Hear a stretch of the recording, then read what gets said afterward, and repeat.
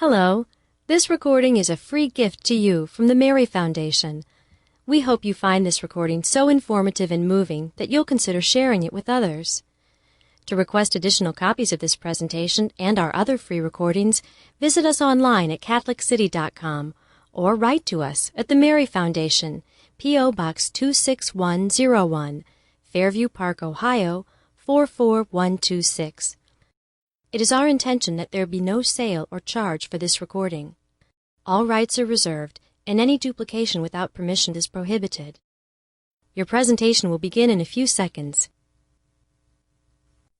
Hi, thank you all for coming, and I'm very, very happy to be here. It's a great pleasure and privilege to share my witness testimony and also talk about the way in which the Catholic Church is actually the continuation of Judaism. I don't want to get ahead of myself and launch in there. So anyway, my intention is this evening, my talk will revolve around my witness testimony, the experiences I had that led me from being a very smug Jewish Harvard Business School professor to being whatever it is I am now, but it's certainly an enthusiastic Catholic.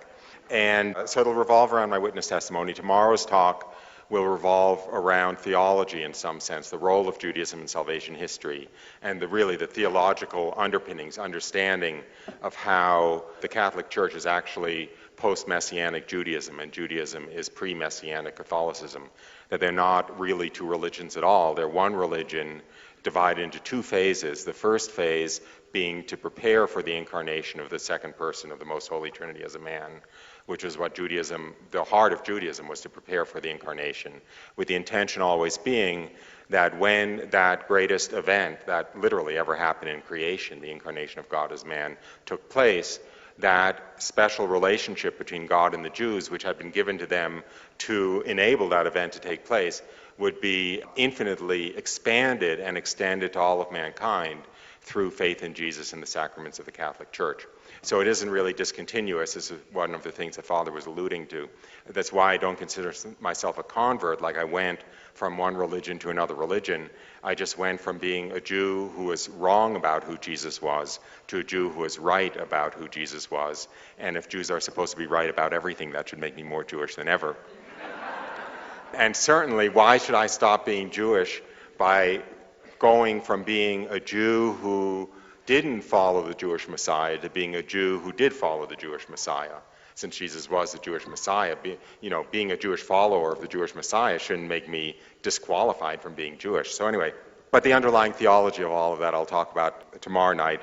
And then on Friday, I will share the stories of some other Jews who very gratefully entered the Catholic Church and who also share this perspective and share some of their reflections on the riches of the Catholic Church. Because the only possible advantage there could be for having been born and raised not Catholic is that the only disadvantage of being a cradle Catholic is that sometimes it's hard to be aware of what you have in the Catholic Church because you always had it. Whereas when you come in from the outside, it can be in sharper contrast and it can be easier to really see the incredible gift of the Catholic Church. And in fact, that it is the greatest gift that God ever gave mankind. It's through no merit of your own. I don't want to hurt your feelings, but it's through no merit of your own that you were born and raised Catholics. It is just a tremendous gift of divine providence that you have, and that you have in part to share with others, to share the wealth with them. So I'll be reflecting on that a little bit on Friday. But let me just start at the beginning. I mentioned I was born and raised Jewish. My parents are both German-Jewish Holocaust refugees. They were both born and raised in Germany. My father left Germany shortly after Hitler came to power. There was a period when Hitler was actually trying to get the Jews to leave as long as they left everything behind. And he left as a young man at that point and made it to the United States. My mother's family was less fortunate. They fled to France, but France soon fell under the Third Reich.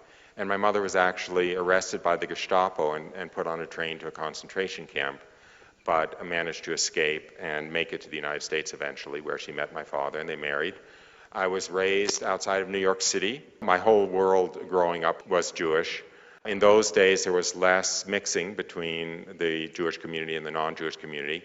In fact, frankly, there wasn't as much ability to mix. The town that my parents settled in northern Jersey, was the only town in the area that allowed Jews to buy houses there, and so forth. So there was some enforced separation still in those days. And so all of my parents' friends were Jewish. All of my friends were Jewish.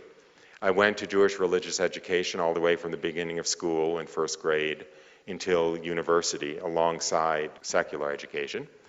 And in the summer, actually my late high school years, I became even more devoutly Jewish.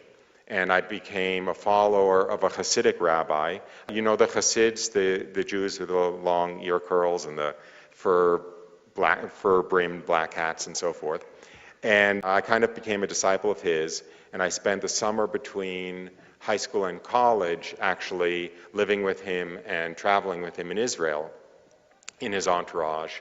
And I toyed with the idea, in fact, of not coming back to the United States and beginning university that fall, but staying in Israel and entering the closest thing that Judaism has to religious life, which is a life of study and prayer in a yeshiva in Jerusalem. But I didn't. I came back to the United States, and I began university that fall. It was MIT.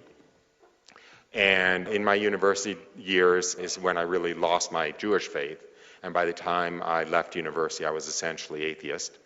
I lost my faith at college under two influences. One was the pseudoscientific worldview that somehow religion is a medieval superstition that man made up to give him answers before he had science, which provides him with the real answers to everything, and everything that science doesn't have the answer to today, it will in 5 years. I call that a pseudoscientific worldview. In fact, it's the opposite of genuine science, because the heart of science is you start with the evidence, you start with the data, and you develop a theory that explains the data. And if it successfully explains the data, you can hold on to the theory.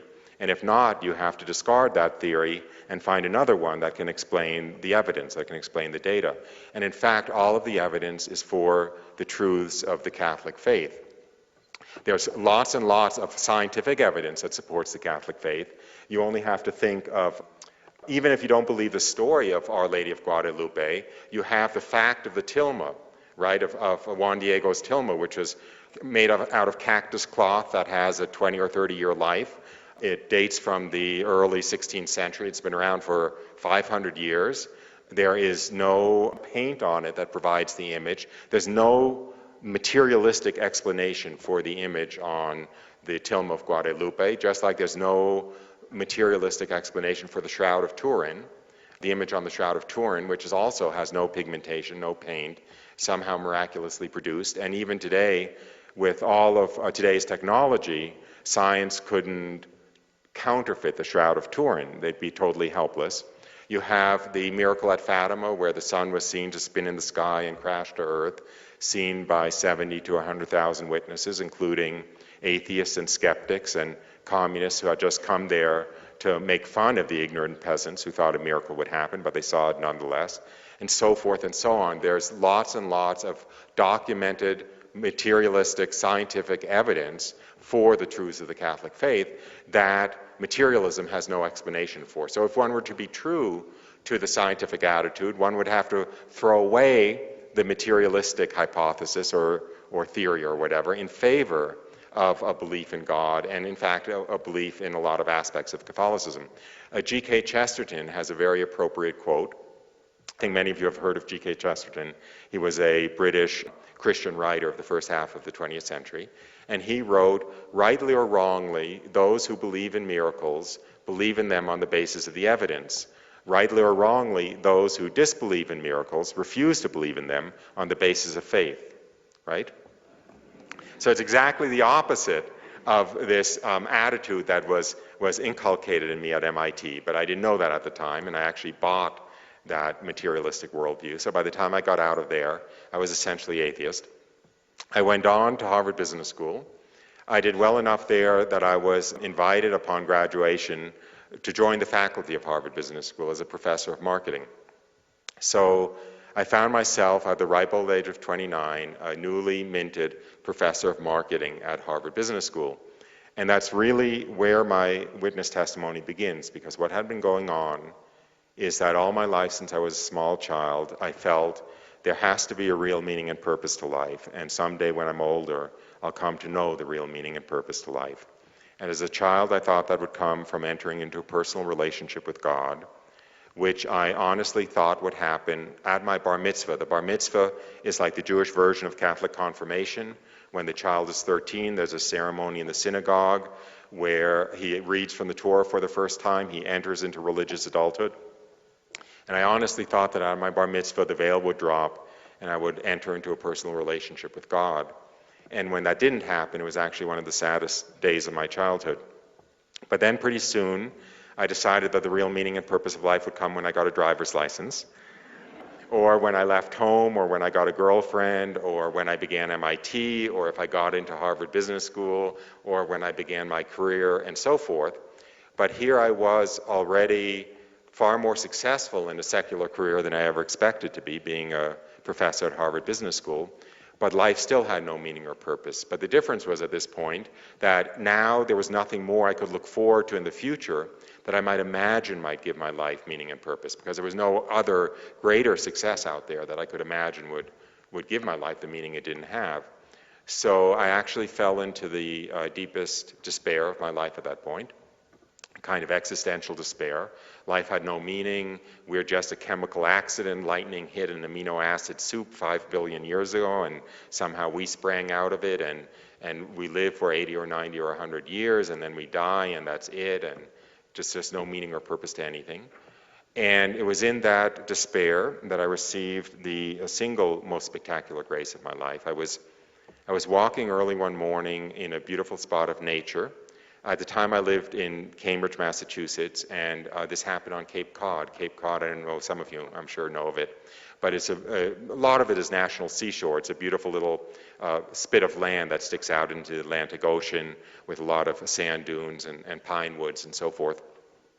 And I was just alone in a nature preserve there, walking in the low pine woods behind the sand dunes early one morning, lost in my thoughts, long since having given up on any idea of God, when from one moment to the next, the veil between earth and heaven disappeared, and I found myself in the presence of God, very knowingly in the presence of God, seeing my life as I would see it after I died and was looking back over my life in the presence of God.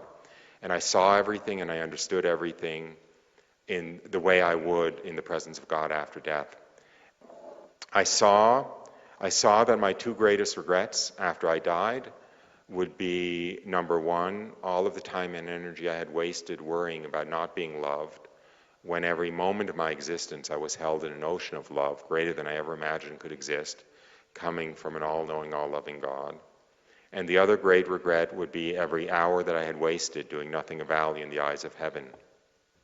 I saw that it was all true, that we live forever, that every action has a moral content that is observed and recorded and weighed in the balance and recorded for all eternity, that every right decision we make, every right moral action that we make will very literally be benefiting us for all eternity, and every lost opportunity, every moment in which we don't do something that we could do that's a value in the eyes of heaven, would be a lost opportunity for all eternity.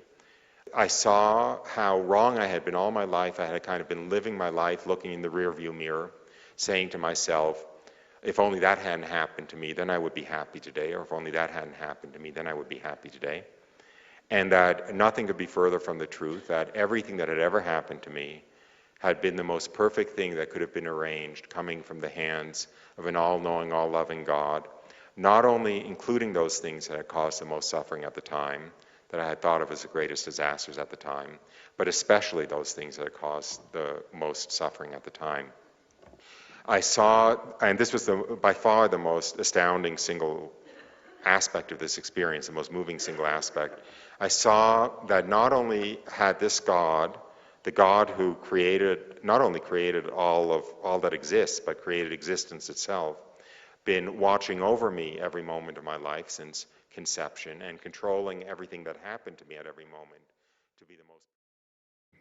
To hear the rest of this recording or any of our other free life-changing Catholic talks, please visit our website at Catholicity.com.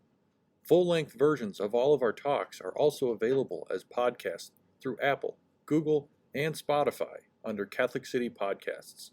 That's spelled CatholicITY.com.